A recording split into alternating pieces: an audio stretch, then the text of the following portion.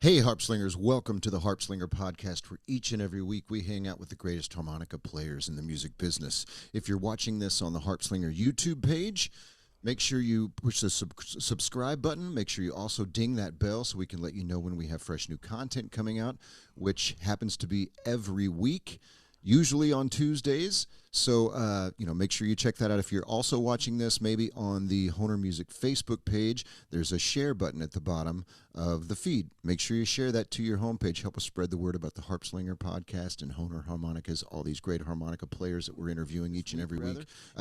My next guest is one of the premier harpslingers on the scene and also one of the finest instructors on the planet. He's a Honer endorsee, clinician, singer, songwriter, and donut aficionado. Won't you please make him welcome, everyone, Ronnie Shellist. How you feeling, Ronnie? That was a good one, Jamie. Donut aficionado. I'm doing well, man. How are you doing? I'm doing great. It's so good to have you on the show. I'm a big fan. You know, I tune into your stuff online all the time. Thanks. Yeah, absolutely. Because, you're great, and you're a great teacher as well. And I want to talk about not just your playing, but your teaching during our time together today. But if you don't mind, I'd like to sort of just take a step back and go back to sort of your roots. And from what I've gathered, you're a native actually of Austin, Texas. Is that right? I'm a native. I was raised in Dallas, but I spent a lot of time in Austin. I went to school in Austin at the University of Texas. So. Yeah, between Dallas and Austin, that was my, and Houston, a little time in Houston. That was my sort of growing up from the age of 5 on was out there in Texas. Okay, fantastic. My wife and I lived in Dallas. That's a great city. I love it. Austin as well, a great city. Yeah, Austin was something different when I was there compared to what it is now. As you probably know, if you've been back, it's totally a crazy scene. There's so many people. So many people. It's like there's a huge influx of people moving in from all over the country. Austin's one of those hot spots, Yeah. Lots of culture, lots of great food, clearly a great music capital. I think they even refer to themselves as the live music capital of the world, which is really, really cool. South by Southwest, on and on and on. Yeah. But so you went to school there. You had picked up a harmonica, though, I think earlier in your life, before you went to college and moved to Austin. Was this a hand down from a family member? Was this how did your Yeah. how were you exposed to the harp? It was my father that had one, and actually it was while in college. It wasn't before. I was not exposed to playing music other than a couple guitar lessons in middle school. I didn't find the harmonica until my college years. Actually, it was right around being in Austin that I fell in love with the music, being around guys like Walter T. Higgs and Guy Forsythe, who's still out there, and great players. Gary Primich was alive at the time when I was there. So I fell in love with it kind of while I was going to school, majoring in Spanish. Right. And I fell in love with the instrument going home, visiting family. My dad had bought the book, and it comes with the harmonica. So it's a cheap harmonica. Yeah. And I just never had a real satisfying musical experience in my life because the guitar lessons didn't really teach me anything. So learning O Susanna was my first experience with the harmonica, and I thought it was the greatest thing in the world to be able to just play a song. It just felt very freeing, very, it was nice to be able to express. So that was my early experiences were limited, but then I fell in love with blues, and that's when I got hooked and found a teacher, actually first J.P. Allen and then Michael Rubin. Both great players, absolutely. Yeah. Yeah, it's terrific. So you're in Austin. I'm assuming this is like sometime in the '90s, right? Is that about right? Yes, that's right. So Austin was teeming with great blues in the '90s. I mean, that was like one of the places to be in the country for great blues. Is so you saw some great blues players there, and you're like, there's more to this than Oh Susanna. Yeah, I got hooked bad. It was Guy Forsythe that did it. He was playing at a bar called Maggie Mae's out in Austin. If you've ever been to Sixth Street, you've probably heard. I don't know if they're still around, but it was an iconic bar at the time, and no one was paying attention to the band. But man, when I heard that amplified harp fire up, Mm-hmm. I just had that moment that, we talk about where you're just like, whoa, everything just shut down. And I was just in the zone going, this is amazing. I got to figure this out. Yeah, I got to figure this out. I got to get past Oh Susanna. And then it was on. And I just neglected everything in my life except for the harmonica until this day. That was. so much for Spanish class. Yeah. I gave up on the dream. Yeah, the Spanish dream early on because of music, for sure. Yeah. Isn't it weird that I mean I guess I'm in tune to the harmonica world and harmonica players and their backstory, but I don't know if this happens for other instruments, but almost every harmonica player that I've interviewed here on the Harpslinger podcast has their what I call, that moment in the Blues Brothers where the light shines down. And James is like, do you see the light? And I had my moment. We all seem to have that where it's just like the world sort of fades away, and there's this is what you're gonna do. That was it. The first time I ever played music, which was on a stage. That's a great story, but the first time I ever had a musical experience on stage where people actually were listening to what I was doing, it was that night that I decided, like, this is what I'm going to do for the rest of my life. This is too amazing not to do it. I didn't sleep that night after having that experience. It was just very sort of like, I don't know what the word would be, but coming into yourself, like realizing, yeah, this is what I'm supposed to be doing. Like, this is it. And that was with Big Jack Johnson in Florida, Key West, Florida, probably around 97. Where I really had a chance to just meet a guy who I didn't realize he was a big blues guy. I don't know if you know who Big Jack Johnson was. Yeah, I've heard his name. Delta. Not too familiar with his repertoire, but yeah. I know. Well, anyway, long story short was that I walked in and he was the first person I saw in the club. I said, "Who's playing tonight?" He said, "I am." And he was dressed so sweet. He had on like this amazing like vest, a silk vest, and like he was just dressed amazing. I was like, wow, this guy's not going to mess around. I said, do you have a harmonica player? Thinking I'd get to hear it. Yeah. And he said, no, do you play? And I said, well, I had that moment. And then he got me up, and that's what did it. That's what sealed the deal. Nice. Do you remember what bar it was in Key West? I've played there a ton of times. I don't, but it was pitched as being one of the only blues venues or blues bars that were hiring, blues musicians coming through, and I don't remember. I can visualize it pretty well, though. I could explain it to you. When we're not doing this, I'll describe it to you. Okay, cool. Yeah, I mean, that's a fantastic place to play. I mean, the weather's great. The people are there to hear great music, and there's a lot of great musicians coming in and out of that island all the time, daily. Yeah. And but I should say that before all that, it was all about Gary Primich, trying to catch guys like Michael Rubin, anybody that was a professional harmonica player around town, J.P. Allen. I was Walter T. Higgs. I wanted to just go soak that stuff up. And being in Austin was the right place to be. I ended up falling into a different kind of genre that's more what we call hill country music out there. Yeah. Which is, so south of Austin, you've got hill country. And that music is really Americana. It's just a mixed bag of sort of the influences around there. Some of it's bluesy, singer-songwriter, rock and roll. I mean, it's kind of a mixed thing. And I worked with a cool band called, let's see what his name was. Wow, I put myself on the spot here. What's that guy's name? Had an unusual name. It'll come to me in a minute. But that guy was my first experience of like, it was jump in head first from the very beginning. So I think I appreciate you asking this, because I think most people just see me and they go, that's the dude that teaches. Yeah. But I'm I try to pride myself on being a great musician, and I've had a lot of experience on the road, and maybe not like a Mark Hummel who you recently. I'm not quite that much of a road warrior like the full timers, but many years touring and on the road doing music. Fantastic. Well, you were hearing guys like Gary Primich, Michael Rubin. Were you taking any sort of lessons from these guys at the time? I took J.P. Allen gave me a handful of lessons, and what I took away from him was how to breathe properly. But he did teach me some basics like bending, and who knows what. And then he noticed that I wanted to learn blues. He said, "There's a guy that's a little better suited for you, and you should call him up and take a lesson. His name's Michael Rubin." And that is how I met Michael Rubin. And he taught me the basics of just the technique and the skill set you need to speak the language, how to bend and how to.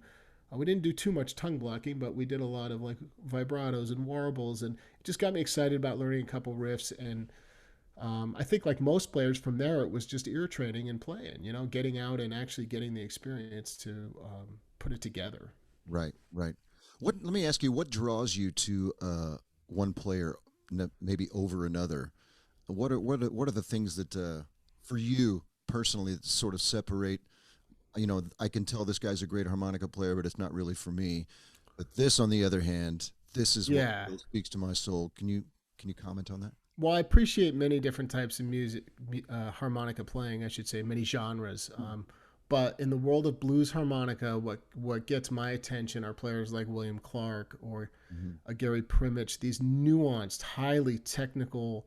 I'm heavy into the technique, but I love it when somebody is passion first, super nuanced in technique. Like they use their technique to be nuanced, and they're well aware of this exploiting the dynamic range. So I listen for players that do, I think all great players respect that, have a dynamic range, but not all great players bring the passion and sort of slow release it. And that's what I've tried to do is from the guys that I emulate is like Sonny Boy Williamson's a great example. Number 2, you take a riff like,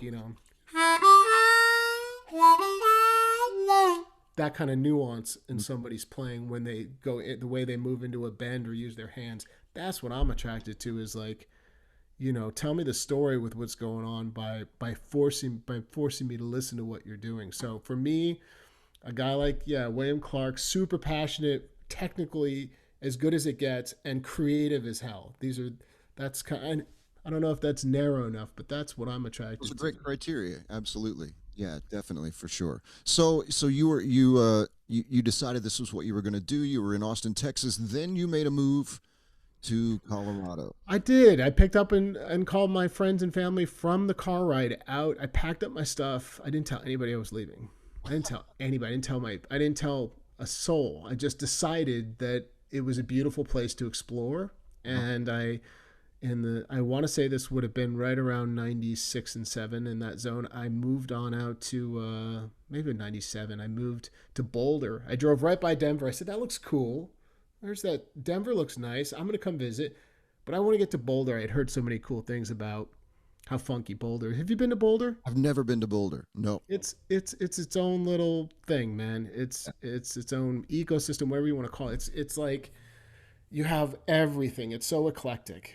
The different types of people. It's a university town, but they're big on, they're just like I would imagine a small town in California or like a Berkeley or somewhere where they're super intelligent, aware of the health concerns, so they're always exercising and eating right, and yet they're really creative. It's a very creative town, and I spent a lot of time out in Boulder before I made my way to Denver for a job opportunity. I spent many years going back and forth doing the part-time work and just gigging every night. Like had a lot of gigs. I was busy in Colorado, but I was constantly doing the balance until I finally gave that up in about 2009 and said, what are you doing? It took that long. It took till 2009. Wow. So what happens when you show up in a town where you don't necessarily know the landscape of, who's who in the music world there.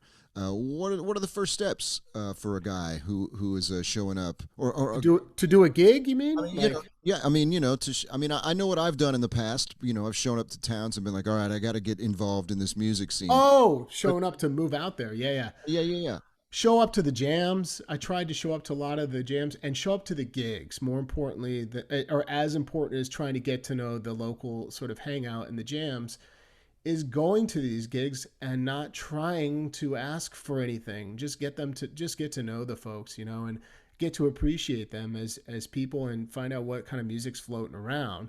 Mhm. And once you get a sense for the scene and the players that you identify with the most, spend a little more time, with hanging out at their gigs. It happens naturally, as you know. I mean, you just sort of are talking. What do you do? What's going on? And eventually, once you can get a chance to be heard, I feel like it's Yeah, from that point, it's easier to sort of get recommended or get the sure. work. And once you were heard, you ended up doing quite a bit of like nationwide touring. You were on the road, as you said, maybe not as much as Mark Hummel, but not many people are on the road No, as much as Mark Hummel. I mean, yeah, yeah. So I mean, yeah. But you went out on the road. You're touring with a band. You're in a van. I'm assuming you're doing the whole shooting match, right? yeah, and different variations of sort of like a Ronnie Shellist blues band versus joining bands that were already get together. Like I was in a psychedelic funk rock band for a year and a half, recorded a CD, went on the road for 3.5 months in an RV that should have been retired probably a decade before we purchased it, and towed a giant trailer with all of our heavy ass gear, Right. and lived on the road for 3.5 months. That was a stretch. And the band, of course, broke up after that. But being on the road was great, and doing these little mini tours were more enjoyable. I learned that it's okay to just do 2 or 3 weeks and come home. You don't need to Right. live on the road. So Right. guys like that are out there living on the road when the getting's good, when we're not in the middle of a pandemic, that's major respect. I don't think people understand how much work it is to be on the move, to like a Jason Ritchie or a Mark Hummel or John Namath, these just to name a few of the harmonica world guys. Yeah, But it's nuts, man. I mean, it wears you down. it It does. really does. And I did a solo tour about 2 3 years back. I did a tour of combined harmonica workshop teaching and gigs, and that was amazing, through Canada and the East Coast and all over the place. And I teamed up with various projects and bands, and that was a blast. That's great. That was a good one. That must have been nice to stretch. Actually, if you're playing with new people frequently on the road like that, you're playing different kinds of things. It's what a great artistic experience that must have It been. was really cool, and it was wonderful. I may not want to repeat it. It's a lot of work, like I was just saying. I mean, you might have to drive somewhere, and it took 17 hours to get there, Yeah. and you may need to turn around either the next day or the day after that and do the same drive Uh-huh. back, which is worse than if you were going somewhere else, because you're like, I just did this drive, but I got to get back to the Midwest for something. I did a lot of that. Yeah. I don't recommend that. Yeah, it's tough, man. And to be in a relationship or to have any sort of home life at all, it's not recommended, not for the faint of heart.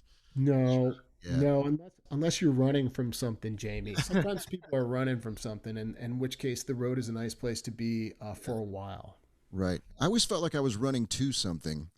That's better. I Yeah. think if you're running to something, you've got your head on straight. But when you're running from it and trying to figure things out, that's good short term. Like I did a little bit of that where Sure. life got really tough and challenging, and it was like, let's get on the road. And that was a mutual. That wasn't just me running. That was like the relationship needed to, sort of like, Yeah. let's give it a moment to sort of simmer where we can have a moment apart from each other. I'm going to go do this. And I think that's okay. I think that's okay too. This is turning into a different kind of podcast right here. Yeah, I know. This is the good stuff, right? This is the meat and Yeah. potatoes. Yeah, man, absolutely. Well, I don't think that. I mean, people can go online to your website, to YouTube, all over the place. They're going to find great things from Ronnie Shellist. Great insight, great instruction. But this isn't necessarily about, hey, when you're on the two draw bend.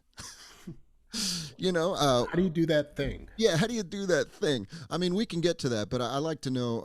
I'd love to get the background and talk a little bit. I appreciate that. Again, a lot of times people just want to talk about the teaching thing, and I think it's kind of like very telling that I teach because of my passion for the playing and the music. I have an equal passion for playing and teaching, and certainly the teaching was fed by the passion for what I was doing on the harmonica, and wanted to share that with people. Right. Um, it's kind of an interesting segue how I started posting videos on YouTube. It happened, if I can just mention how that happened. Yeah, absolutely. It happened because of my girlfriend's sister in 2005 or 6. Uh-huh. I think it was just in the beginning of 2006. She said, "You've been trying to send a video to your family and friends of you playing." She's like, "You can't email that. It's not going to work." And I said, "Yeah, I know that. I tried that." She goes, "There's this thing called YouTube." That's how early it was. And she said, you can post it there, and then you can give people a link and they can watch it. And I was like, "Really?" I was like, "All right, I'll check that out." And that was June of 2006 that I decided to actually start a channel. And that's how it started. It was just, I just was putting myself out there to share with friends and family. I didn't realize that it was like everyone in there would have their eyes on that stuff. So yeah, it became a huge platform for you. I mean, you had upwards of maybe 10 million views. I think on a single video I'm at like 2.5 million views, but total views, it's probably past the video views. Who knows? But past 10 million, and that's just thanks to people tuning in and following. You know, I don't have the biggest following out of a YouTube channel, harmonica, this or that. But to me, it was never about building, gaining as many subscribers. It was just about, hey, I want to connect with people. It turned out to be fun getting the feedback, say, oh, these people are appreciating what I'm doing. Maybe I can share. And that's when it happened. The next couple of videos, I was like, I could teach a little bit. You know, I've been sharing, and I like to teach, and I'm a teacher. I was, a Spanish teacher in college. I became a Spanish language teacher. That was my major. Okay.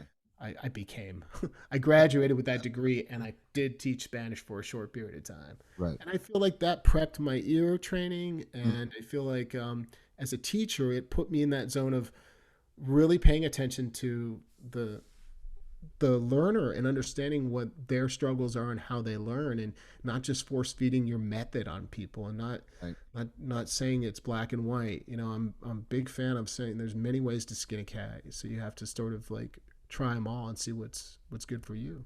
Absolutely. Well, you definitely have. I think that there are.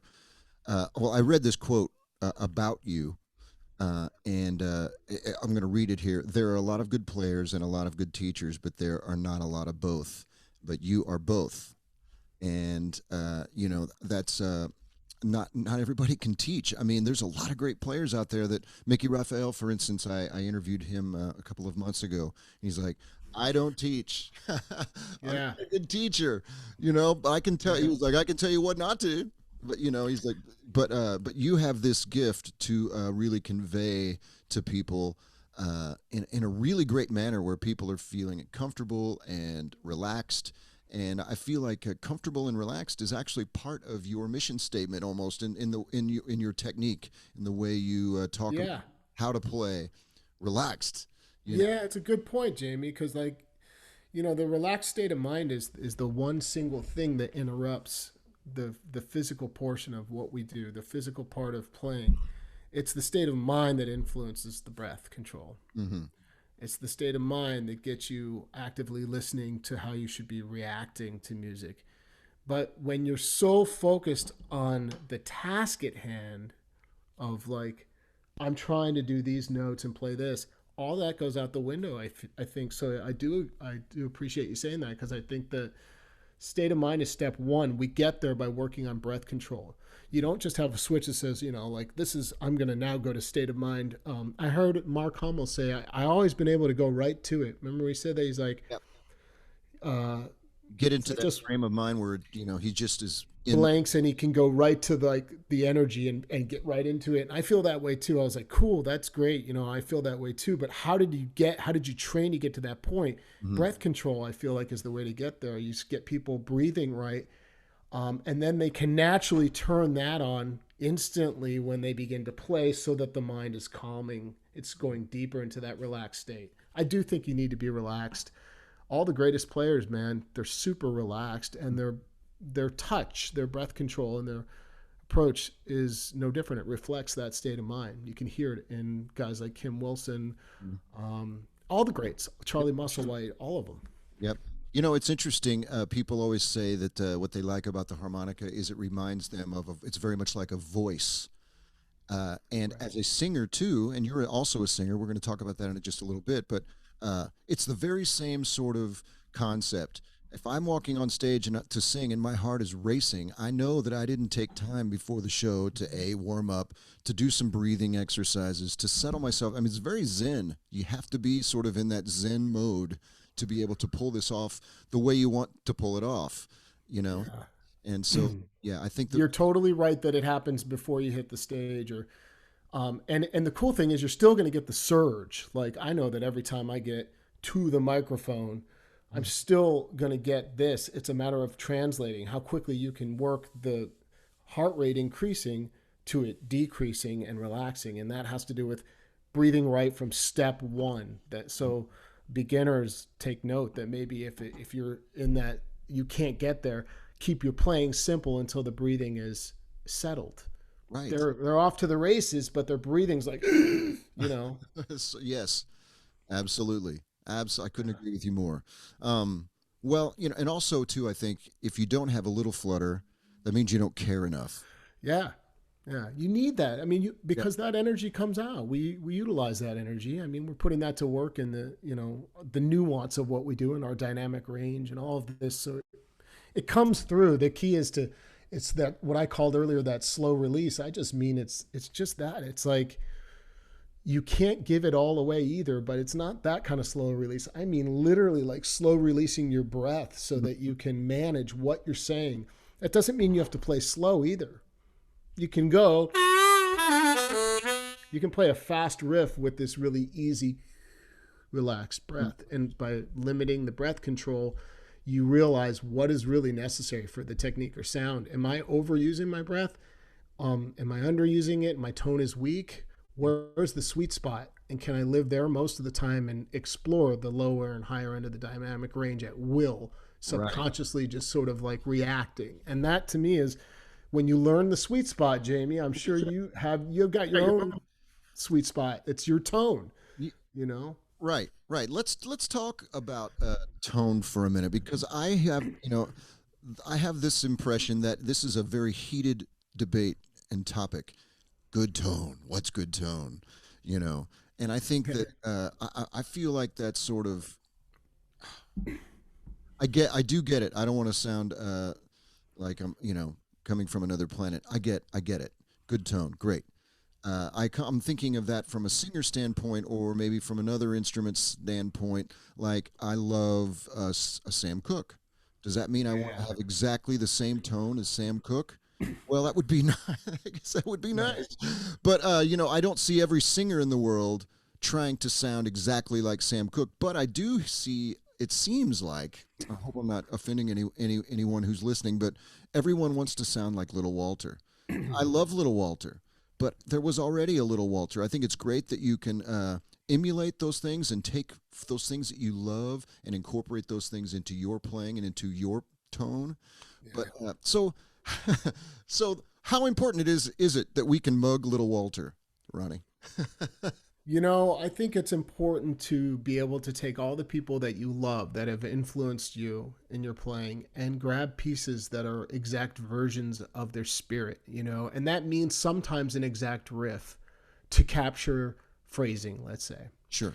But a lot of it is coming down to all the other elements, like we're talking about tone, we're talking about attack, we're talking about techniques that they live with or sounds that are unique to them. I think it's important to, just like you said, grab a piece and bring it in, if I'm understanding what your question is. And I think if you don't do that, it's a disservice to yourself. Mhm. And, I always say you have to find motivation for your practice by finding inspiration.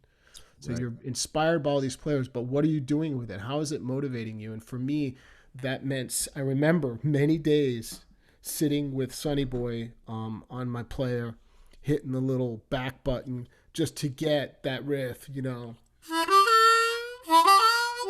That thing I played, I remember doing it. I have a visual of the room I was sitting in where I lived in Austin, Texas, Right. and it was that for hours. So it was about the nuance of how he played the timing and why I couldn't get the third note to come out. My harmonica didn't have that 3-draw half step bend, so I was like, something's wrong with with me. Right.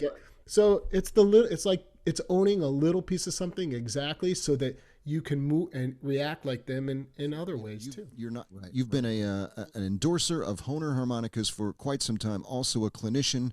You've traveled the country as a clinician.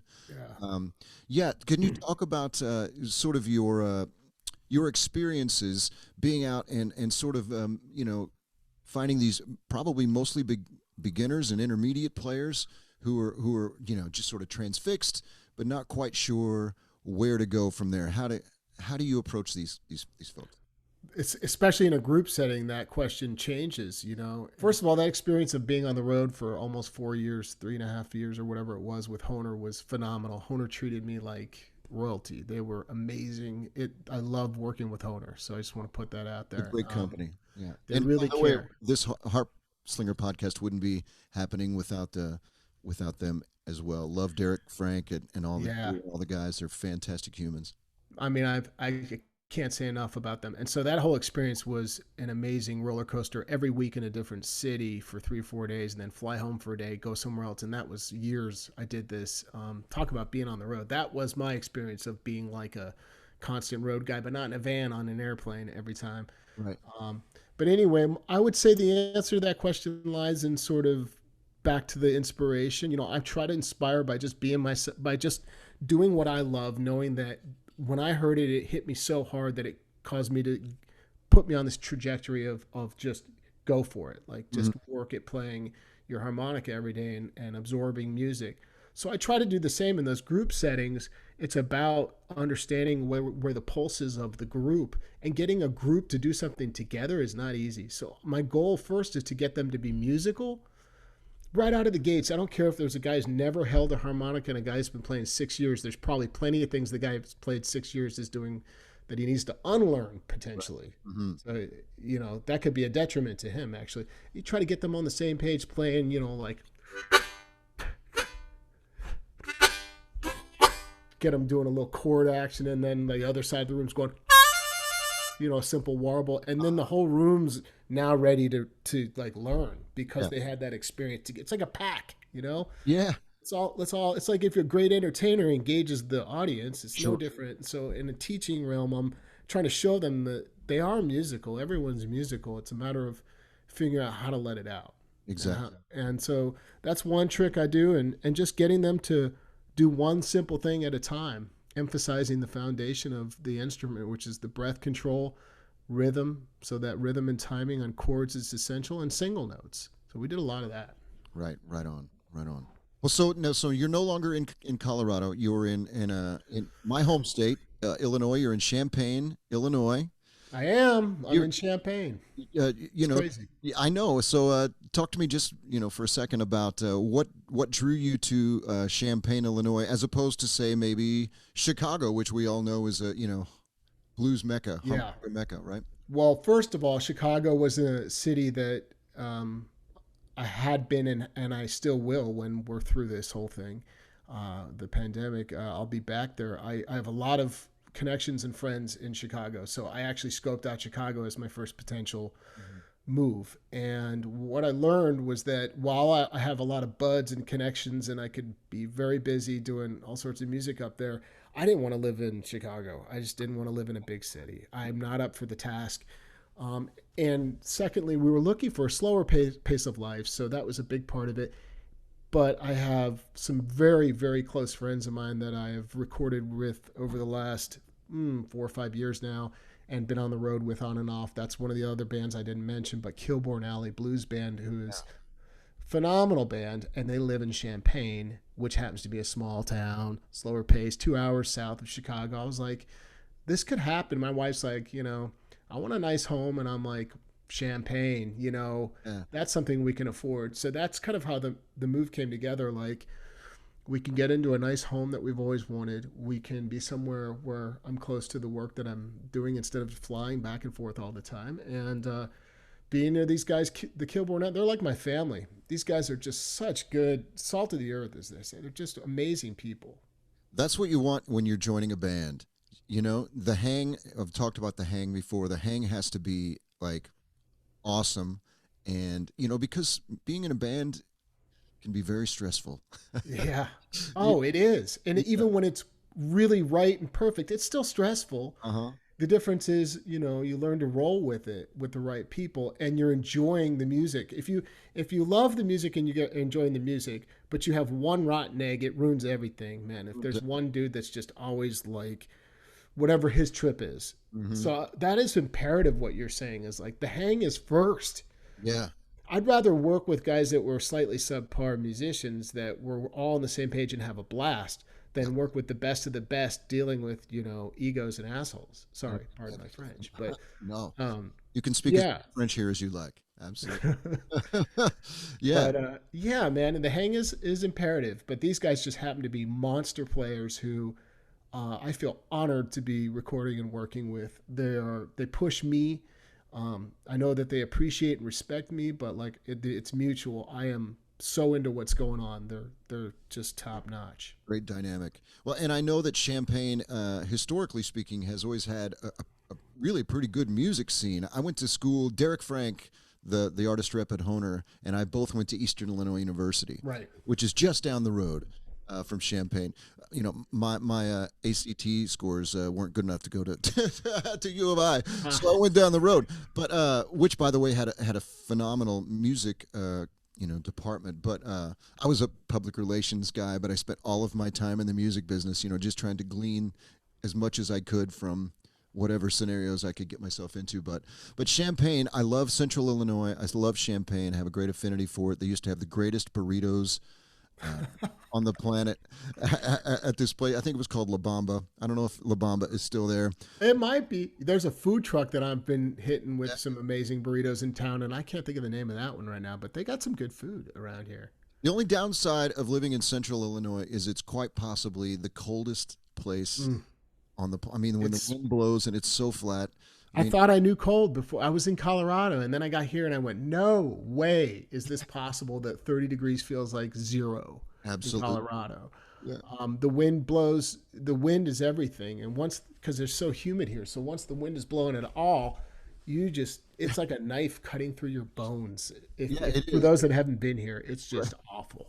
Is your wife and your new puppy? You have a new puppy as well. Are they Yes. acclimating to to this cold temperature? Best we can. It's a weird situation not getting to know your city in the same way that we would if we weren't in the middle dealing with this coronavirus. So being at home so much is not helping the transition. We moved here, Jamie, in February, end of February, right? Yeah. So our house close date, you ready for this? Close date was March 13th.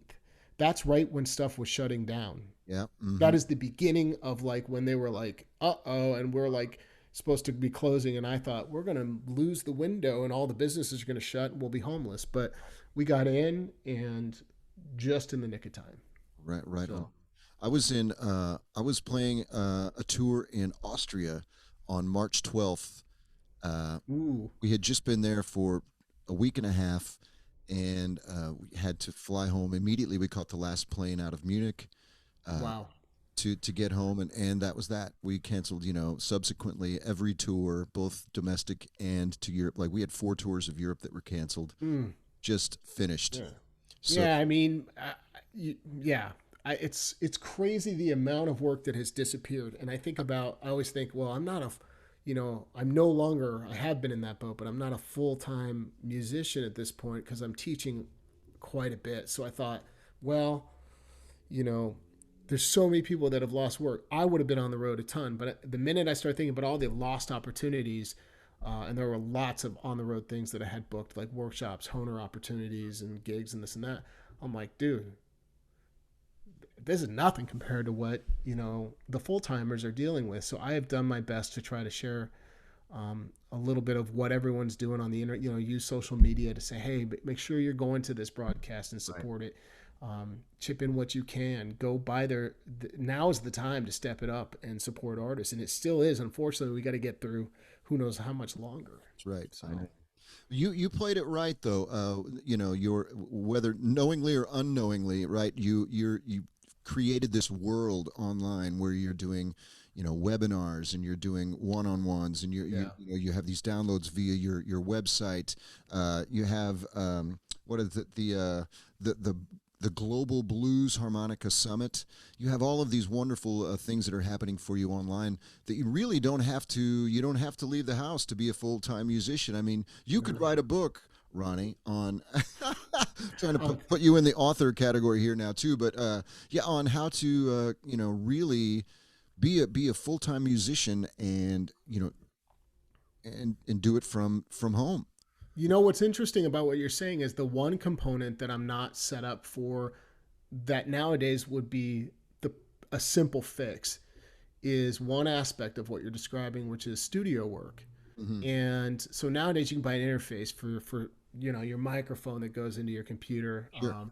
that allows you to run your mic, and that's that and some decent software like maybe one good piece of software that you can capture. You don't even need post production. I mean, they'll do all that. If Yeah. I were set up for that, if I were to write that book, that would be the one thing I'd want to learn more about first to include in it, because what I'm doing is all yeah, like you said, one to one and group classes and group summits, and downloadable material. But yeah, man, it's been so business got crazy when it all hit. It got even busier, and I thought to myself, well, this is how long is this going to keep up? And I saw all of my buddies doing, like Dennis Grueling does a weekly chat that's great. Hmm.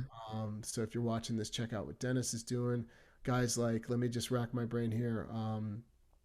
Guys like what's his name from Canada and BC. I'm Oh, Carlos Del Junco. Carlos Del Junco. Yeah, He's doing some wonderful classes. Check him out. And I started talking. David Barrett started to get more engaged online. All these guys were calling me. It was funny. I felt very honored. Oh, you're calling me to ask for just want to check in, man. Like it's not that I don't know how to do this, but what's the best practices of sort of doing the online thing. And while I'm not some hyper sophisticated setup, I have a nice microphone, and that's about the extent. Make sure you've got good lighting. yeah, exactly.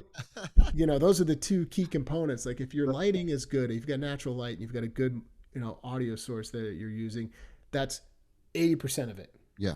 And Hmm. the rest of it, I can share with you. But like, it was crazy to see all these guys coming out, but it got busy, and I feel very fortunate that I was in that position, that I worked hard to, have an audience that would follow me and actually want to learn from me. And Right. Well, that's for I feel sure. honored.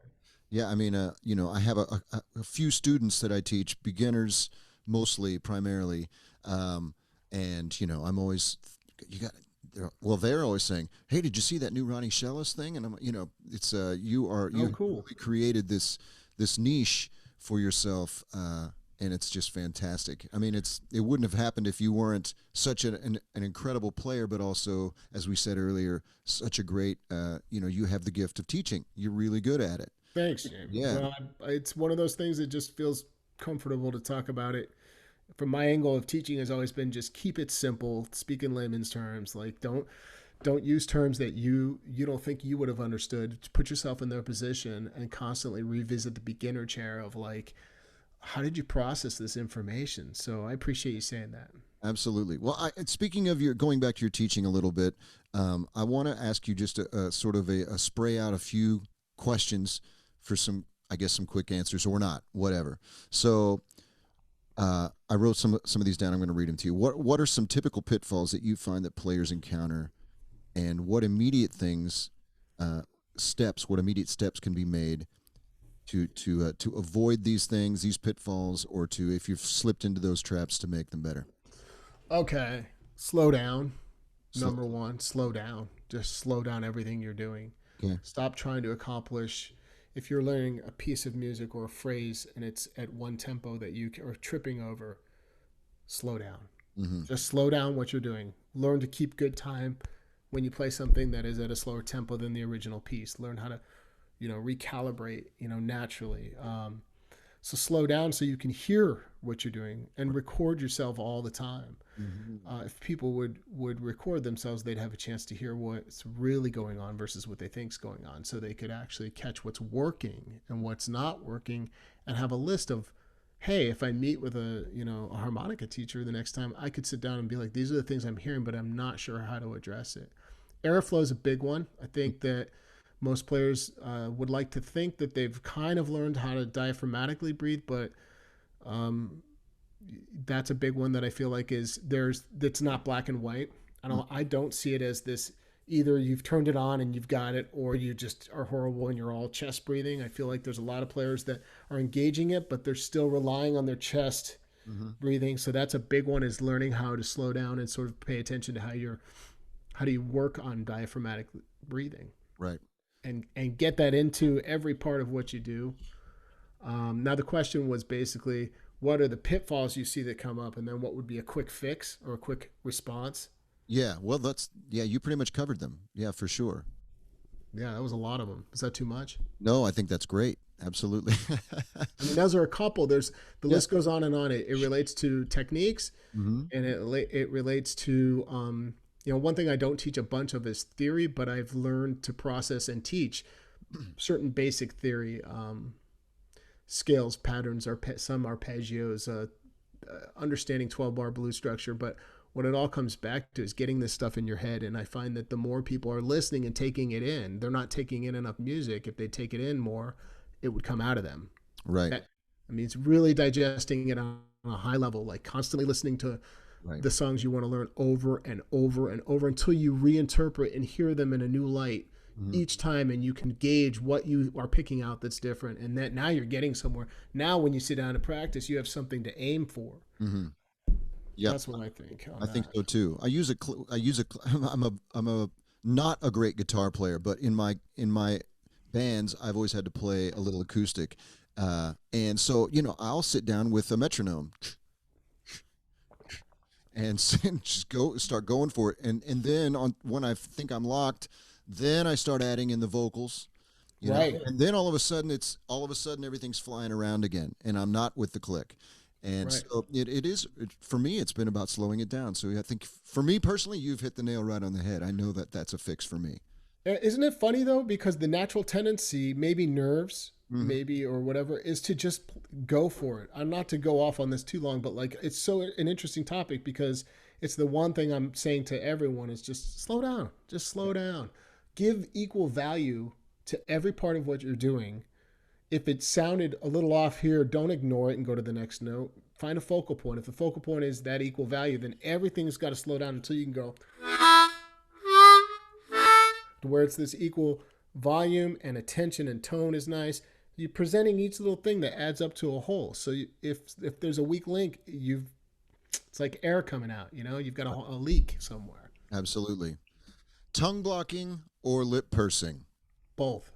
I always say that like this. I don't believe in the school of thought that you must tongue block 100% of the time. I am of the school of thought that you must tongue block some of the time if you really want to get deep into playing blues harmonica. It is a part of the language of what you're trying to recreate. It is inherent in, you can't play. You can't do that without tongue blocking. So therefore, it's an imperative part of some parts of blues harmonica playing. I've heard some great players that are all pucker players that the one thing I don't believe in at all about what is constantly put out there is that you don't get as good tone. I think that's not true. I think some of my favorite players, Peter Madcat Ruth, Charlie McCoy, some guys that just get killer tone, and they're puckering a bunch. And the list goes on and on, by the way. Yeah. Don't think Kim Wilson doesn't pucker just because he tongue blocks a lot, or there's a time and place for it. And if you can develop a good sound, puckering and tongue blocking, you can get somewhere with these techniques. If you can't develop the sound to get a good tone and sound right, it's this uphill battle, because that's the interruption, I feel like, in the learning process. You're distracted by that weak tone or a flatted note that you didn't realize, oh, is that what it was? I'm just not in tune with the natural note. Right. Things like that. We're so focused on like, how do you bend? Well, can you just play me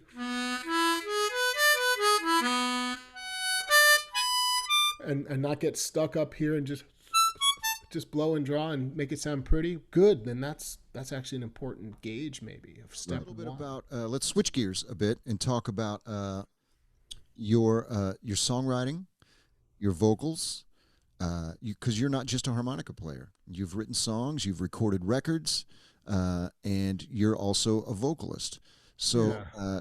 do you sort of, I feel like unless you're just the harp player in a band, if you're also having to carry, or in your band, if you're also having to be the singer, that takes a lot of effort too. Do you find that you spend as much time with this fervor for vocals as you do, also as you do on your harmonica? Sadly, no. And I'm well aware of my limitations as a vocalist. I know that when things are optimal and I'm working on it and I'm just super relaxed and maybe strumming some chords and singing, I can really belt out something I'm proud of. But Yeah, I can't say that I've put in the time like I have on a harmonica. I desire it. I know how important it is to be a great singer. When you're a harmonica player, there's many reasons why you'd want to learn how to become a great singer. One is you're learning you're reapplying a lot of what you learn when you sing into your own harmonica playing. It's a breath instrument, wind instrument. Um, Opportunities present themselves when you're a singer that wouldn't have been there if you're just the guy saying, "Can I blow some harp with you?" for sure. Um, and you become more valuable. So those are the reasons why I started doing it. I was nervous that I first started trying to sing. It was back in 2001. I put myself out there in New Orleans. I moved there for a year with this guy, Sammy D, Okay. and committed to being out in New Orleans, which I was very happy to be around great musicians and great food. But the lifestyle of a musician out there, that was a tough thing to chase down those gigs. You better be really good. And Yeah. Yeah. everyone wants that gig. And if it paid 50, $60, you were like, okay, hey, I'm working this gig. And so it was like hard to survive, but I learned so much by being in New Orleans. And I think for me, it was an eye-opening experience to hear recordings of myself trying to sing early on and go, that's just terrible. That's just, we need to hear it. Like, where are you really at with this Yeah. stuff? Right. And then work on figuring out, like, where does my voice settle? Like, Uh-huh. what range does my voice like? And then that was when I had a click moment of it naturally settles around A flat, Okay. my natural speaking voice. And that's why it's comfortable for me to just emote in A flat or B and B flat, those keys. And then I realized, well, what are the other ranges? And so for me, I'm not going to talk long about this because it's not what I pride myself on. You got so many other guys you interview that are real singers out there, that like a John Namath or Andrew Duncanson from Kilburn Alley. That guy, world class singer. Right. Um, but yeah, man, for me it was like I knew how important it was, and I desired it. I craved to be able to Yeah. connect vocally like I was with the harmonica, but I certainly need more time on that. And you know what? I'm not that old yet, so I got time. I'm going to be 50 in August. So Right on, man. I hope if I make it to 100, then I got 50 more years to get this down. You know what? The weird thing about the voice is, for me personally, it's so personal actually that when you put your air through a harmonica, there are the the natural elements that come from the instrument themselves are Right. producing certain sounds. But when it's your vocal cords, Oh, I mean, I still listen to myself, every time I do a session or whatever, if I hear myself back, there's always moments where I'm like, ooh, oh, yeah. I thought it sounded so much better than that. And other people are like, I don't know what you're talking about. I think it sounds great. But to me, it's like, it's so personal. Yeah, dude, you're nailing something that I've always talked about that relates to harp playing, which is when somebody would ask me to play, "Hey, you play harmonica, play me something." I would just chicken out every time. I'd say, "No, I don't know what to play you." Maybe I didn't want to play O Susanna or just a blues riff, which was my complete repertoire at that time. Yeah. And the reason was it was so personal that if I were to play it, I had to put everything into it, and it's so for you to just say, "Yeah, let me hear you play something." Like that's like to me that was the equivalent of saying, "Oh, you paint me something," or if you dance, why don't you do me a couple dance numbers real quick? They Yeah. look at you like, "What?" So a Absolutely. true artist in that sense, I felt no, like it's too personal. But we got to get past that, and that was the term. When you get past that as a musician, and you're learning how to put yourself out there, that's how you gain confidence, is by falling on your face and having those moments, and then realizing that you didn't die, and that the next time it was a little bit easier, and I was singing this time, and I carried the song just a little bit better, and that So for me, it's a personal thing, just like you're saying, man. I totally relate to that. The songwriting, oddly enough, is before I found music, I was a writer. That was my creative outlet. I was writing like mad, like short stories and poems, and I would get into groups with friends and do this, and I was like hardcore writing. Like I just thought writing was everything. So you'd think that finding music that I would have just wanted to, nah, it was all about playing the harmonica. I just wanted to play the harmonica. Yeah, yeah. But for some of the records that you've released or that you've played on, you've written songs for some of these. Yes. Yeah. Like Till Then is a self-release CD. My only self-release sort of were. Where can people find that, Ronnie?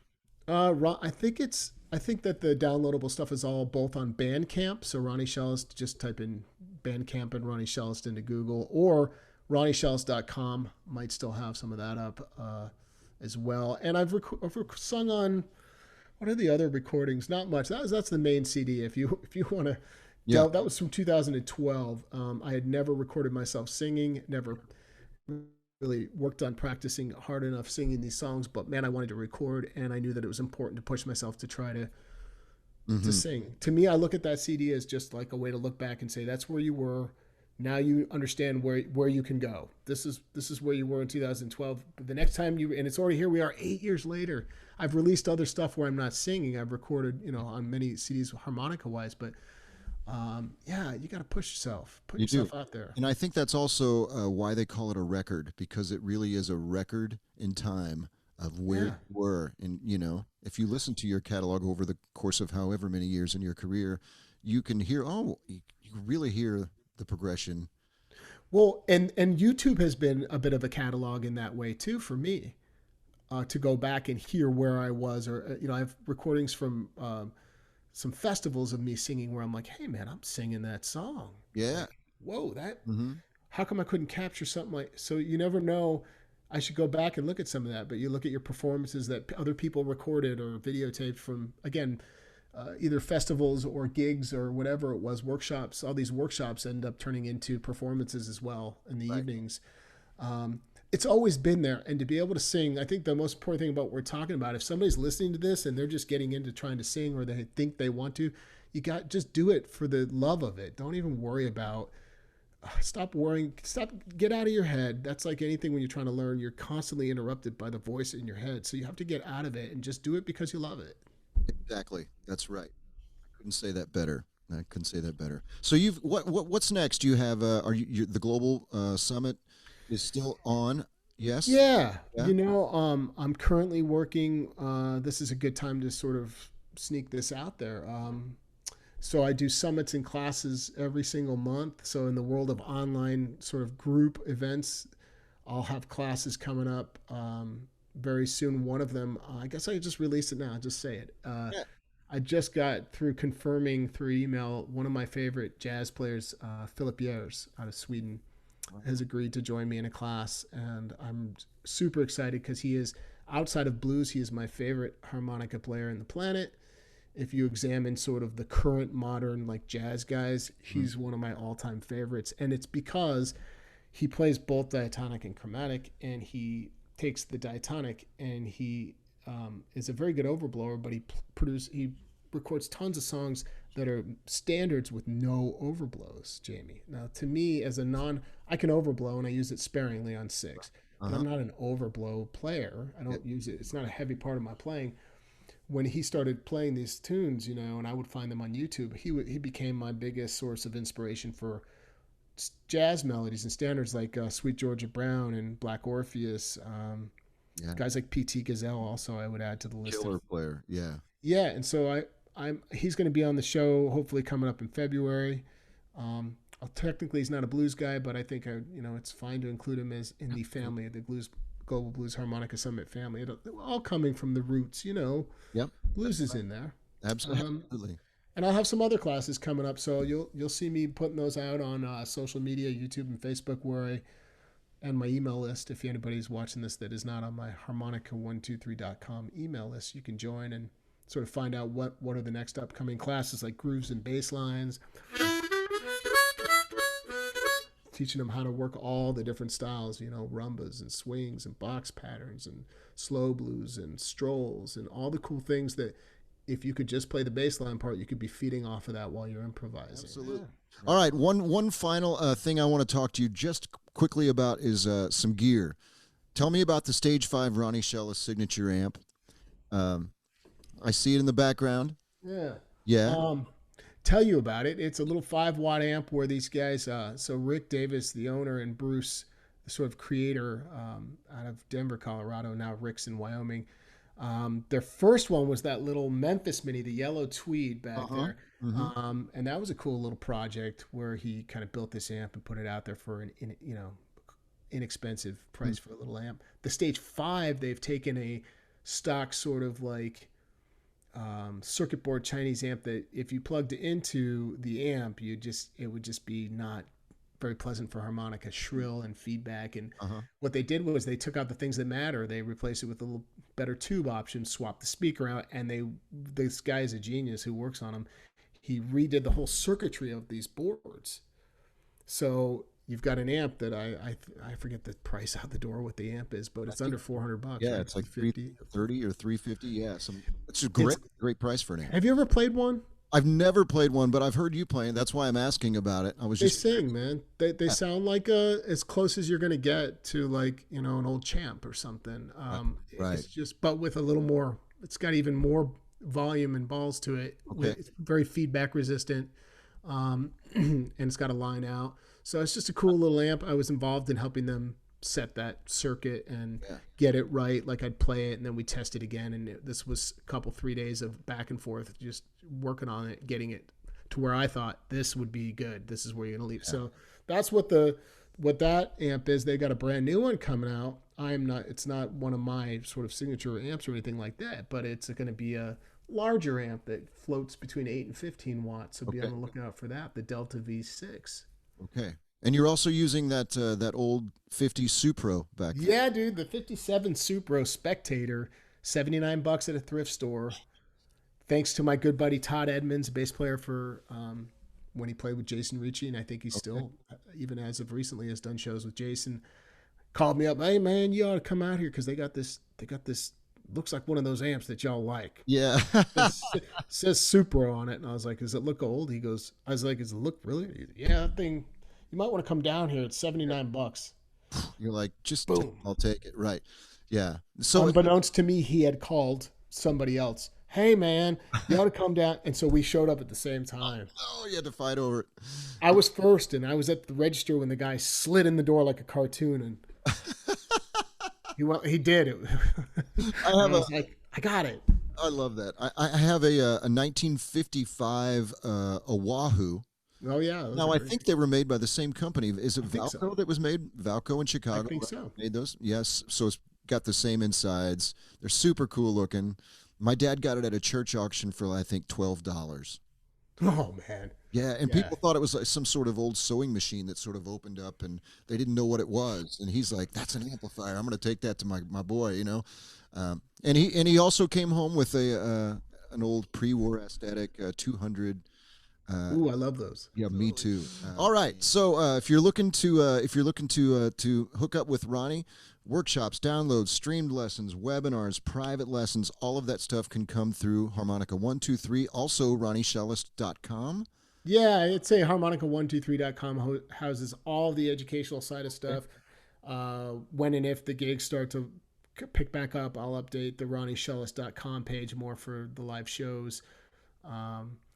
But yeah, that's where you can find me, or on Facebook. Just look me up. We're all seemingly on Facebook. Yeah, well, yes, we are, especially today.